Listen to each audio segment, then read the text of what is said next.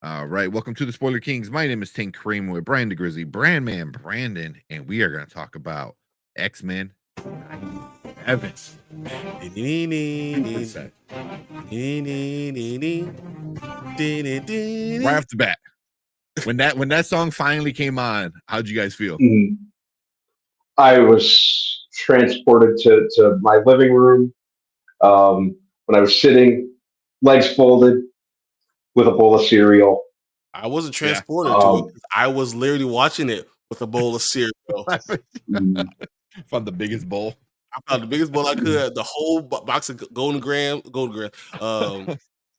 that Golden Grams? Yeah. Went in there. I couldn't believe I was in watching it. Like, I can't believe I'm watching this right now. This is perfect. On Wednesday, it felt good too because I have Wednesdays off, so I was able to do it really early. Nice. When the sun was still out, I had to wait until like 9:30 at night. Dude, like I was I got up early. I thought I was gonna have to meet with a client that morning, but I had gotten a text message from them the night before saying they had to reschedule. So I'm like, I'm going back upstairs and watching X-Men. Nice. So we'll get into the story in a second, because stuff happens, but I want to get into how you like the intro, because that was a big thing, and just the animation in general. What do you guys think? Because they did change the intro and they added people and they extended it a little bit longer. How'd you guys like that? And how'd you like just the animation style?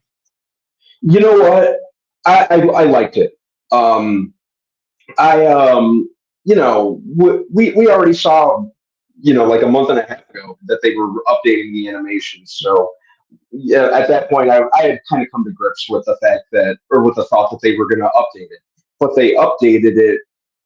They really, if you think about it, they really only updated it. They still respected the original, what came before it. It just looked more.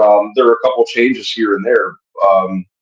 It looked more polished, and I'm thinking, with the way that from episode 1 to episode 2, like the addition of like Magneto, that sort of thing. A couple of obviously they're going to reflect the narratives and what's going on each episode, which I think is cool. I almost kind of thought it was, dare I say, with that element was almost an upgrade from the original. I thought that was just like if they're doing it to like reflect what's going to happen narrative wise. I think that's really cool. If it's going to vary from episode to episode, I like that. The animation style grew on me. And as a continuation, you kind of have to expect updates like that. So I had made peace with it. I'm totally fine with it. I'm fine with the animation style. Really, it just looks more. It just looks more polished. It kind of has like almost this kind of anime vibe to it, but not quite. Mm-hmm. But I think it works. I liked it. Yeah. Yeah, I think it's interesting because anime is like still one of the only animation that's actually hand drawn. Not all of them, but most. You can't go to a Disney movie and expect hand drawn anymore. You know what I mean? Everything's CGI. Yeah. So I was fine with it. I was surprised though. I feel like the intro was a little long. Just because it felt like it kept on going, and normally that would bother me. But I was so hyped. The longer it went, there was music. I was just like, "Yes, give me more."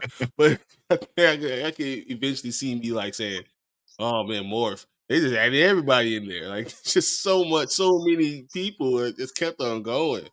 And you know what? I kind of like that shot of Morph, like kind of like firing and like with. Obviously, they're going to continue that arc with Mr. Sinister from the original. Exactly. Talked about that too, and I thought the intro was good. It was so nostalgia, but seeing Magneto in the second one was a little weird for me. That was a little strange, and then the animation I think it's spot on. I think it's exactly what you need to have when you have updated in technology. Doing animation this way worked 100%. Yeah. The animation, I love that. I forgot what I remember reading, but they said like more or less more of this series is hand drawn, which you can kind of tell. You can kind of tell like it's hand drawn, and I thought it looked gorgeous. It looked up to date, it looked clean, and it still looked like the original. So yeah, Exactly. definitely appreciated the look of it. And the song, it did feel longer. It felt Mhm. faster, like faster pace, but longer in length.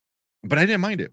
I didn't mind it. Like So it was, you stuck in. You're stuck in. You're yeah, like, all right. yeah. It was just like legit. I heard the song, got goosebumps, and it was just like, ooh, like I just like felt like a kid again. Like super excited. Right. Yeah, Yeah. yeah. That was cool. Yeah. So here, real quick, some of these comments, and then we'll get into like the actual story. Mama Bear said Brandon's post about X-Men was said beautifully over on his Facebook page. Mm. He said he had a pretty good post about it. Kenny Yep. said I was ready to fight Sentinels myself. Exactly. You're gonna have at the end of that first episode. let's go. Yep. I'm gonna be like Wolverine. Yep. Let's Yeah. double me. That X-Men into essentially Duck- Nuck if you buck Fuck the mutants. mutants. I like Yeah. that. I like that. That's so Yeah. good. So Kenny said he loved both episodes. The animation style were from wasn't as bad. The Wolverine's voice Thank wasn't you. as bad. Yeah. Thank you. That's why I wanted to wait it out. Cal Godden voiced Wolverine. It didn't, too many people were quick to go off the one line he had in the initial trailer last month. Granted, it sounded a little bit like different, but who wouldn't after 30 years? Overall, I thought he still sounded great. He's still the voice that I find very synonymous with the character of Wolverine. Dude, And he still sounded very much like him. Very I much. I thought so too. Yeah. I absolutely no problem with him. Yeah. No, I thought he was very much in this element. Hell, so was Miss Allison Seeley Smith, who voices. Oh, hey, look, don't bring that up right now because then you're gonna get me mad, and all of a sudden, all this goodwill's gonna go out the window. Mhm. All right. Well, with that being said, let's get into the story. So I saved some of your other guys' comments, and once we get into it, I'll bring those up as well. What do you guys? So the story, it picks up a few months after, and then yeah. So it's a few months after the end of the original run. Xavier's gone. Everyone thinks he's dead. He went to space. They didn't really address that in the show. No, they didn't say anything. They didn't they didn't say it, but if they're keeping that true, then but it looks like he is dead and stuff like that. But with the story, with the first two episodes, what do you guys think about it? Brandon, let you start. I loved the first two episodes. I thought this was worth the wait. I liked how it hit the ground running. I liked how they catch you up in a manner that you don't necessarily have to even watch the original. It still stands on. It definitely doesn't hurt, but it stands on its own. I liked how it was. It gets you into it with that opening fight scene, and even with Sunspot getting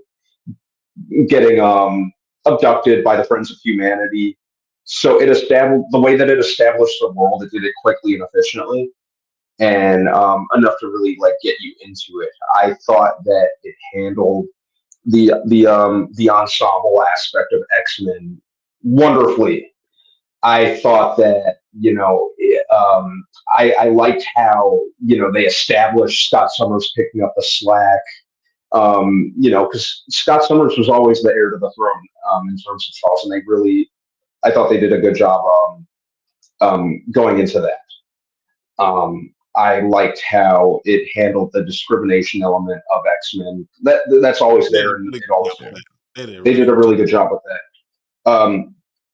I liked from an action standpoint, they were doing some creative stuff with the X-Men powers. Particularly Morph was super dope. I didn't expect him to be as badass as he was. I loved some of the stuff that they were doing and working more as a team. I think that the X-Men animated series is something that will always hold a special place for me because that was my gateway into X-Men. That's what I always associate with X-Men, and it really did a lot for me in 2 episodes than 2 decades worth of movies did. So you're very much on the right track if you're doing and most importantly, it left me really, really wanting more. And one thing that I really liked about the first episode, because if you go back to the original episode, Night of the Sentinels from the original series, Jubilee was basically the audience surrogate, and here we had Sunspot and her kind of being that kind of mentor figure. It brought her full circle in a lot of ways. Yeah. So it was very. I was satisfied. I've watched both episodes probably about 4 times each at this point. Just because I'm just using that to tide me over until next Wednesday. So if you've done that, and I'm that invested, and I have to keep watching the episodes in order to tide me over, you've done something very, very right. Yeah. Real quick, I was happy. The MVP is Cyclops from. Yeah. I want to say something. Bryan Singer, I'm sorry, I have to bring it up. Bryan Singer went out of his way and brainwashed an entire generation into thinking that Cyclops was like this NSYNC loving, crybaby, lovesick square. Man. And the creators, the people behind this show, shut that bullshit down real quick. Well, no, I mean, what they say, they still said Cyclops is still the most least interesting man in the world. So I mean, they still did kind of put that out there. He is very much like a stick in the mud type character, but that's I'll take that and have him be badass like he was on this, rather than whatever Bryan Singer thought he was doing. That was the mistake that he went out of his way to do. That was the mistake. Yeah. Mm. Yeah. Bryan Singer made him not even a leader. In this one, he was a crybaby. He was a crybaby. Yeah. Oh my God. But at least in this one, he's still a badass and he's still a leader. So. At the end of the day, even reluctantly, like not reluctant, but like when other people would question him, they were still like looking at him for Wolverine's talking shit to him, and then the next scene is like, "What do we do, boss?" Exactly. So it's like, so yeah. It's so good. It's funny because Wolverine would talk shit to him, and then he gave him a look like he gave him that Ike Turner look. What you say? Yeah. And he was like, all right, I got you. I know who you are. I'll put respect on your name, but I understand. Yeah. All right, Brian. I know you got some feelings about this one. Episode 1, I thought was great. Honestly, I thought what they did episode 1 was perfect. I felt very good about how they were working together. I loved the way they looked. I loved Jean Grey. I loved everything Cyclops was doing. I thought everything was perfect. Jubilee just made sense. It flowed together really well. Everything was good. I loved the Gambit Rogue aspect to it and everything. I thought that was really awesome. Everything was great. And then episode 2 happened, which I will say, episode 2 was a great episode. It pissed me the hell off. It was a great episode. The exactly we just talked about Cyclops, and how Bryan Singer totally disrespected Cyclops, right? I feel like they always disrespect Storm and anything we've gotten. Never giving her the prop. She's Omega level everything. She's the most powerful of all of everyone. She's not named Jean Grey. The most OP character. Exactly. Yeah. And and they always made her seem very just like watered down, always a follower. And she was never that. She was always a leader. She was always regal in the stuff that she does. And above that. And then the most powerful of all of them. She was never the someone that had to be charged. And then the first time we see her looking unbelievable, they take her powers away. I almost threw a shoe at the TV. I literally almost threw a shoe at the TV. I was pissed. But that is a storyline that they seem to be adapting. I've heard it. I've seen it. Yeah, it definitely. This is not something they didn't bring this come out of nowhere. They did not. But I just feel like if you're going to finally give Scott all his stuff, all his due, why you're not going to do the same thing to Storm? It just kind of it just pissed me off. But know? isn't That's couldn't- understandable. I don't want to like cut you off too much, but couldn't that lead to a bigger and better story for Storm by the end of the season? If Storm is not Yeah, not 'cause- in episodes, it pissed me off See, still. the episode 1, 2, 3, 4. Episode 4 is called Life Death. The book that this story where she loses her power, the arc is called Life Death. You know, so Life Death. she's gonna be big. Yeah, she's gonna regain her powers. Yeah, no, that's not the point. The point is that I don't need 97. You know, first thing you're doing is taking away the character I care the most about. It doesn't matter what the character is. If they do that, take that away immediately. That hurts. That hurts. Like I've been waiting, and then you like, oh yeah, here you go. I'm going to start this amazing thing, and then I'm gonna rip that band-aid off right at the beginning. Pissed me off. This really did. Now, am I saying anything bad about it? I'm not saying that it's not going to be a good run. I'm just saying I was pissed off. It hurt. Mm-hmm. I get that. But I know it's. I'm not saying like there's anything bad about it, you know, because I know that what they're going to do. I know where we're going to end up. I just don't like the fact it's going to end up 2 episodes later. Okay, sure. I get it. Yeah, that's I don't need 3 weeks without Storm being there after all the disrespect she's gotten from everyone else. That's 20 years worth of movies. Exactly. We have been through that. Yeah. I get what you're saying. Yeah. You know, and I get what you're saying. I'm not trying to come at the show or anything like that. But come on, man. You if you're going to start giving respect, give respect to her. Yeah. Yeah. I would say they because at the end of the first episode, I'm like, man, I like how they're like really showing off like, oh, when we're in trouble, call Storm. You know what I mean? Like they made her a badass. Even in like she's the big gun. But yeah, even in episode 2, when she's calling the shots and the politician's like, wait, who made you in charge? She looked at him, she goes, bitch, I am in charge. Always you in shut charge. up. You know what I mean? And I was like, and then it was Allison Seeley's voice. Because you could tell, you can just you hear the regalness though, don't you? And she's just like, oh yes. And she looked at him, she goes, you're gonna listen to me. Like, do you want to die? You know, it's like, but then the next, like literally 5-10 minutes later, I'm like, what the fuck? Did you just do this to me? I was upset too. Literally took the give them the fork. Literally took the bullet for Magneto, right? Yeah. And then here's my other complaint. I want to say this.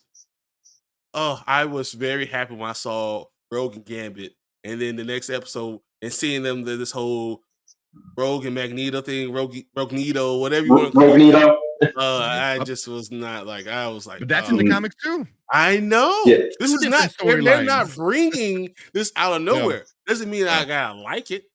Yeah. It's just, you know, I mean, in one of the storylines, they have a kid, but that's like I don't remember that, but I do know. I knew no, that that's it was not Age of Apocalypse because it's one of the Apocalypse storylines where they have a kid together. I just know that he's but one it's of the few people that she can actually touch. So, like, of course, them having that connection made perfect sense. You know, do they explain it? They definitely didn't shy away from the they definitely didn't shy away from like the soap opera element of Xmen. Yeah, because I feel like once again it gives disrespect now, not necessarily to anything else, but more to Gambit. And he gets pushed to the side again. And Gambit, once again, is one of my most favorite characters. So, like, now you two of my most favorite characters, you've already just kind of kicked in the nuts, you know, to a point. You know, so it's like it hurt me. I'm not saying that any of this stuff didn't make sense, that these storylines weren't great. Yeah, sure. I'm just not feeling Rogue and Magneto, and I'm not feeling Rogue that Storm's going to be out of the picture for two fucking episodes. That's only what's one. going to happen. You know, She comes back in half two. She was already. 4. She wasn't in the first half of 2. I mean, second half of 2. You know, like she was on the bus out the door, no longer a fucking X-Men. Not the half. That's like at the end. Like that was like the prelude to the end of it. She shouldn't be out at all. Like if you don't do it at the beginning of the episode, then be back in the second episode. So real quick, why she got involved? You know? Yeah. I agree with you. I hated it too. I didn't like that. I'm like, really? But I don't. If they're gonna follow because they already changed it. She didn't sacrifice herself in the comic book for Magneto. I forgot who it was. Somebody else. It was for Rogue. Yeah, it was for Rogue. Yes, it was for Rogue. Yeah. But in the comic, you know who she like falls in love with when she loses her power and stuff like that? It was Forge, right? Yes. Who? It was Forge. Yeah, It's Forge. it's Forge. Because Mhm. Forge was They were, maybe like, they'll banished go. together or some shit. Yeah, maybe they'll go into this on the show because I believe they already said Forge is going to be on this season, but he was responsible for like the that tech that the Executioner was Yeah. using. Yeah. Mhm. So how would you guys feel instead of it being Forge, which would kind of be weird because isn't Forge Cyclops' dad? No, that's No, Corsair. that's No. no, that's the space dude. My Christopher bad. Summers, right? Yeah, Yeah, yeah, Corsair, right? yeah, Corsair. That was his name. Yeah. Yeah, Um. yeah, he was in space. So He yeah, had I'm. his own space and all that. So yeah, never mind. But either way, like Forge helps Cable time travel and shit like that in the future. Mhm. I don't know. What if she goes to Africa to like reconnect with like her home, her people and stuff like that, and then she meets T'Challa, Black Panther. That could have been great, but she got on the Technology. bus, so she ain't going Yeah. nowhere. Just go on the bus. I mean, how do you get to the airport? When you don't fly. She's Xmen. She could have asked her to drop me off there if she was going to go somewhere. I think she just went on. She's No. going on her walking the earth thing, which is going to be in America, Yeah. so she's not going to Africa. Mhm. You didn't get on Africa and say I could get there in 15 minutes in the Quinjet, but I'm going to go take the bus to O'Hare. Yeah, but you ain't taking the bus. also it's You're like a when you want to storm. leave without anybody knowing, you don't ask the Mhm. person in the house like, "Hey, drop me off," but don't say anything. It's like you leave. Yeah. Yeah, but you're not going. And You're not going to fly commercial. You're storm. mhm. You don't But go. you also You're never. you were You're also never going to get through baggage claim. You're never going to get through any of that stuff. So no, Where's your you're not ID going at? to. Yeah, Like, what? they're not going to do that. She's not Yeah. going to be able to do that. I could see it, but I don't know if they're going to introduce like T'Challa when Forge was already in the original cartoons. I Anyway. don't see them bringing anyone else into the X-Men No. yet. At 97. Only one I can see is Spider-Man coming in, but it has to be a homegrown. Yeah. It has to make sense. Maybe next year, not this year. Maybe next year. Yeah. So some of these comics. Yeah. That it was the age of Apocalypse they did hook up. Okay, that's what I thought. But that was not a side because I know they hooked up in the Savage Land, and that one's canon. And then there's another one where they have a kid, but it's not canon. Yeah. So yeah. Because I'm not feeling the Rogue Magneto. I don't. It felt icky because me and Erica were watching. Even Erica was like, "Ugh." Like, dude, you like 90, bro. Yeah. Yeah. Yeah. But she was like, not again. It's like, oh, so this has already happened. So it's not like it's not can't stop it now. It's already happening. Yeah. Feels like she was she was even younger when it happened. Oh. Exactly. So like imagine she was like 20 and he was like 88. 50. Yeah. I mean, talk about Holocaust. I mean, I know it's with that big age difference, but also it's like I'm sure for Rogue it doesn't matter because like you're the only person I can touch, which is like whatever. But also at the same time, it's like very ill. I don't know. But do they explain it? Because you see a little zap when they're about to touch. You see the electric static. You see that. And I don't. Is it because like how does he cancel out her power? That's the part that gets me. How and I think he puts electricity, so she sucks in the electricity. He has a limited amount of electricity instead of taking his power back. Actually, yeah. So he could just give her that. Yeah, because I saw somebody else talk about it and say like she can fly, and she so does she have some?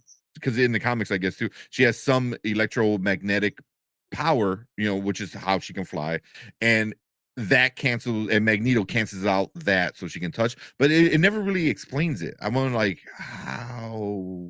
I just thought that he's always drawing electricity, so she could take the electricity. And he's just drawing, just kind of like he just no matter what, you can't take enough from him. Yeah. You're not even touching him. You're touching his hand that still has electricity going through his hand. Yeah. I'm gonna chalk it up because of comics. Because comics. Yeah. I mean, that's all. It's the force. Exactly. We got Mama Bear or Mama Bear. Mama Bear. House of M. Oh, Anzo. Anzo. House of M. Yes. And then Anzo said, "What's up?" It was Hey, Age of hey, Anzo, Apocalypse that hooked up. real quick. LL Cool J is the answer. Sorry. I didn't even know who they picked. They might have picked that. He goes, "Wait, you guys know? No, we all liked it. No, Dude, we loved it.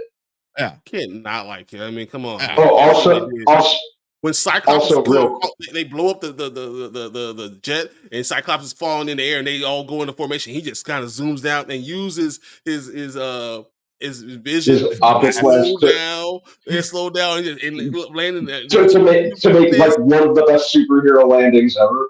ever. It Ever. was amazing. Ever. Also, he's like, "Good job." I was like, "They just blow up your jet." Like, what are you talking about? Good job. You almost died. If not, but he's like, dude, I can't die. You gotta keep up that team morale, right? Yeah, I know, right? Also, I almost forgot to say, I was like, holy crap, Jean Grey didn't faint once. Wait. When she had Cerebral on and she saw all the stuff. Oh, wait, I got even a better one for you because full spoiler, obviously. We're already getting to that. Jean Grey was actually only shown in one scene in this entire one, and she faints. Yeah, I was like, she does faint. That's not Jean Grey. That's not Jean And Grey. then at the end, you see that Jean. I was like, you actually see Jean Grey, and the only thing she does is answer the door, and then falls into somebody morphs arms and collapses and faints. So technically, forgot about that. Technically, that's the only thing she does in the show so far was fainting. We'll get into some of that because I want to get into that stuff. Yeah, she's gonna get her power back. Yeah, of course she is. Of course she is. Oh yeah. She's inevitably gonna get her power back. Yeah. I just don't like it me because of all the disrespect we got from her, and then we give Scott Summers back to the respect that he deserves. Cyclops deserves it. Cyclops he will F you up. you don't mess Cyclops like that. He will mess you, and they took all that disrespect and they threw it out there in the first episode. But I just feel like Storm has been respected so much, and she's never gotten the respect she needs. And soon as I'm so excited about getting her, and they start really giving the respect, and then they take her powers away. I was like, motherfucker. Come on. Well, I remember her in the original though. She was always kind of a badass too in the original cartoon. In the original cartoon, she definitely was. Yeah, the movies just ruined her multiple times. The movies got her. I mean, Cyclops gets respect in the first original cartoon. He's always been the leader. Yeah. He got respect in the first original cartoon. It's what Bryan Singer did. That really is the problem. I'm saying the same thing with Storm. Yeah. Again, that's why I hate the original movies. They all suck ass, man. Everyone wants to say they're actually good. No, they're not. They're not good. Yeah. Like I said, I appreciate what they did for the genre, but as X-Men movies are freaking horrible. No, I agree. Yeah, Beast could be it. He's going to be the one. He's going to be the one that finds it out. Anzo said when they called her Omega Threat, and when she told them to shut up if you want to live. Yeah. Even Magneto, he goes, "You are a goddess amongst us," and he bowed down to her. You see what she did? I mean, she made a freaking jail out of electricity. Like, it was amazing what she was doing. The stuff she was doing with Magneto was so cool. It was very cool. I just really hurt me. It cut me real deep. I think what's going to happen is the X-Men are going to be doing stuff, and then he's going to eventually cross a line. Like, he's like, I can't sit there and watch this. No, I can't. And I have a hard time believing that he will let that happen. Storm. Yeah. That's true. I can see that, but I just want to find like a better reason why she lost her powers than just some dickhead taking the bullet. And taking the bullet for Magneto of all people. But he's gonna mess up for sure and go back to his original kind of plans. Obviously, what they're gonna do, they're gonna do something to Rogue, and he's going to F someone up. And that's what's going to push him to the other side. It's like, I can't do this. I cannot play nice with these people anymore. And that's why I think you have the love interest there, because this is what's going to unravel Magneto. see that. Any theories you guys got for the rest of the season? Hard to tell. Other than obviously the Jean Grey that we thought was Jean Grey is interesting. Like the easy speculation to say is, oh, it's Mystique in disguise, or Which one? Which one are you saying is Mystique? perhaps, perhaps the one that we thought we met, the one that we thought was Jean all along. No, I think it's the one at the door. Yeah, the one at the door is Mystique. I don't think. I mean, Emma Frost playing mind games. Who knows? No, it's Madeline Pryor. That's Madeline Pryor. Yeah, that's who it is. Mm-hmm. So you don't think that you don't think either one of them? Oh, I'm saying, I think Jean Grey we've had Jean Grey here. No. Mm-hmm. That's what I'm hoping. I didn't think Madeline Pryor can use Cerebral. She's a clone. She's a clone. She is Jean Grey. Madeline is a clone, but she's not the real Jean Grey. You're not saying Madeline Pryor is not one at the door? No, Madeline Pryor is the one that has a baby with Scott, and it's Cable. Which is what yeah, you're right. That's the storyline. That is the storyline. So that. So Madeline Pryor is the one that we've had. Jean Grey. Jean Grey is the one who's at the door, and that's why she faints. That's yeah. Because I'm at first I'm like, oh yeah, I'm like, wait, because the whole time I'm like, oh, it's Hope, but I'm like, oh, they keep saying a boy. I'm like, but Gina and Scott don't have a boy, they have a girl.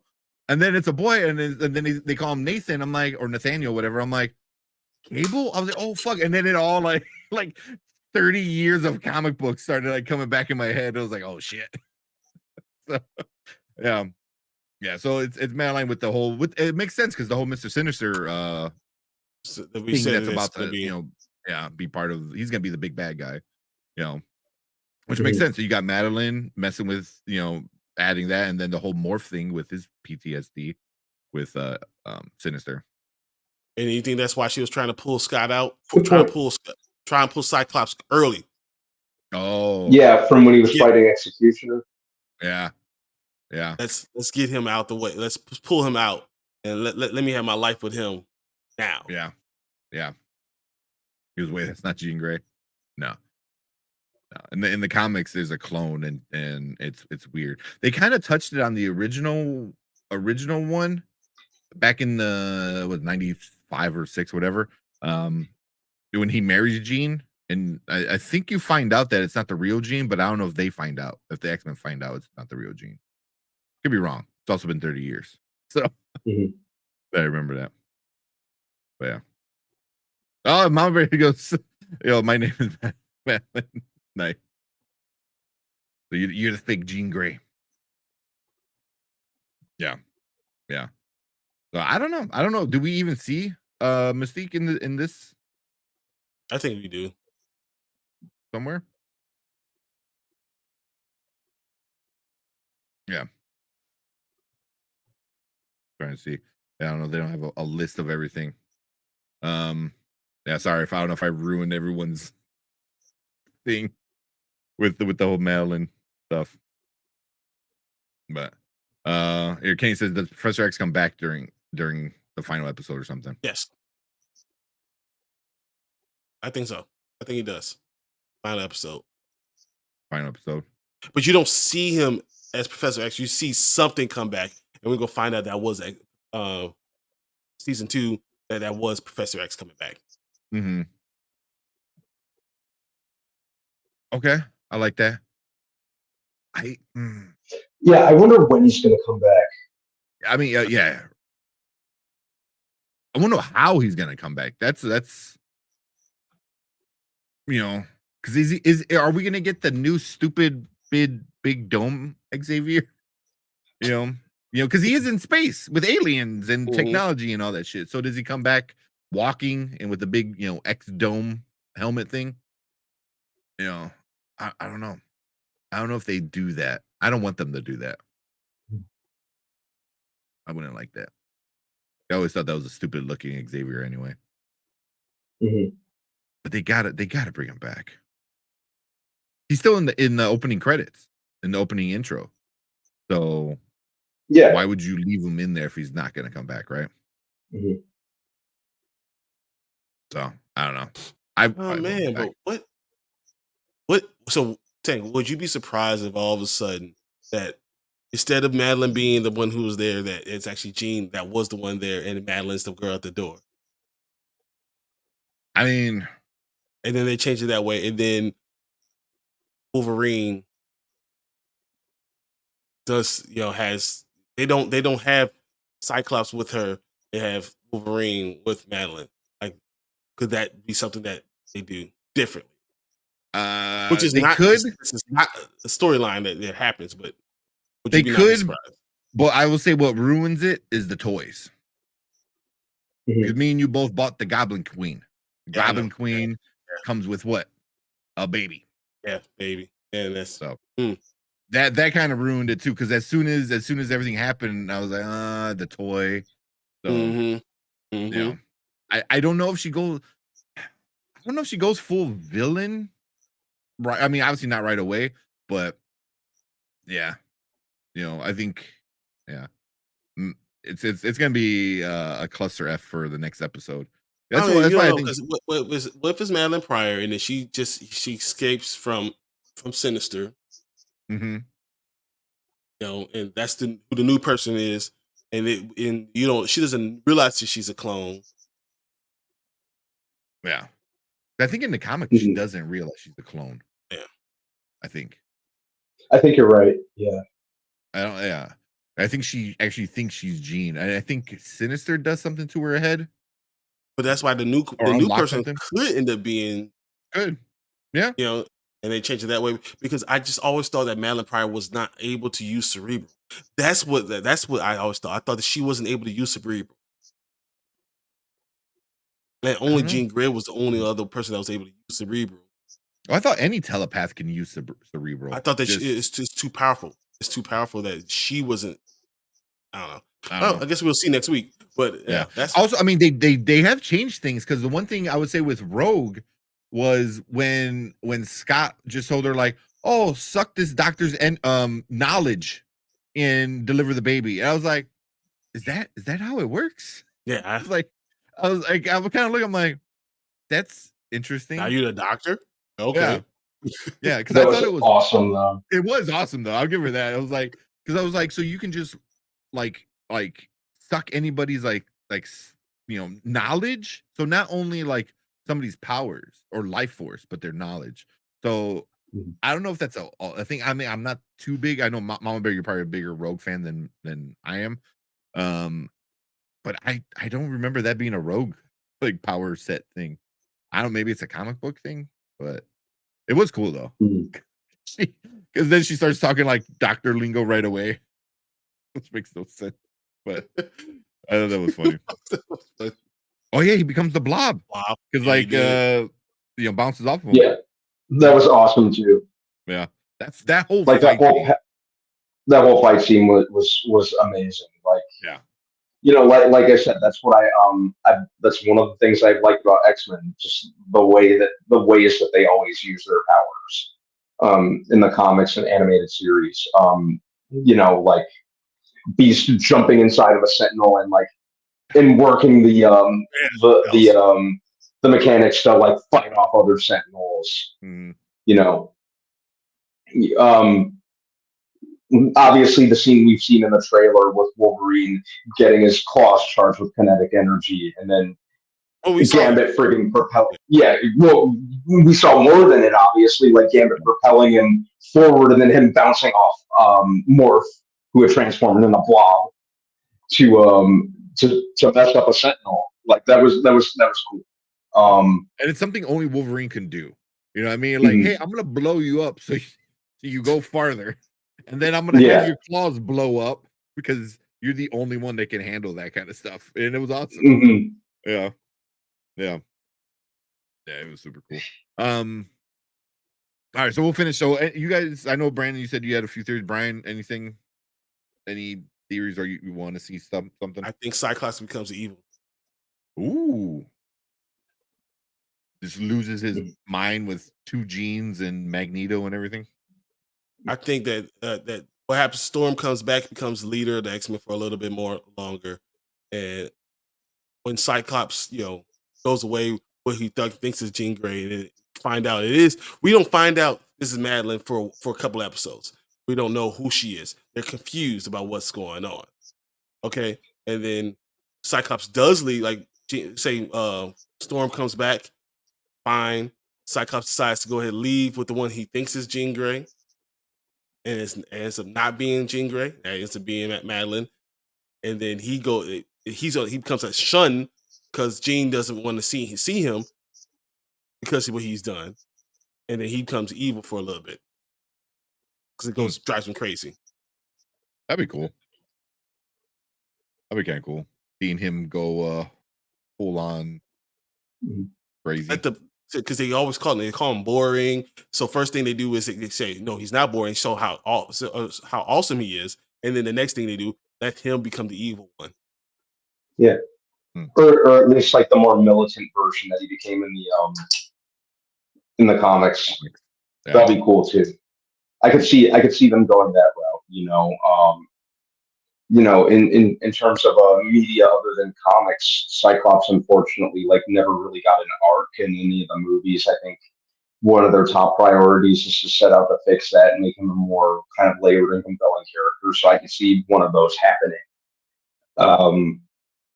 Maybe he goes off and does his own thing by the conclusion of this season, and then we'll see where he's at in season 2.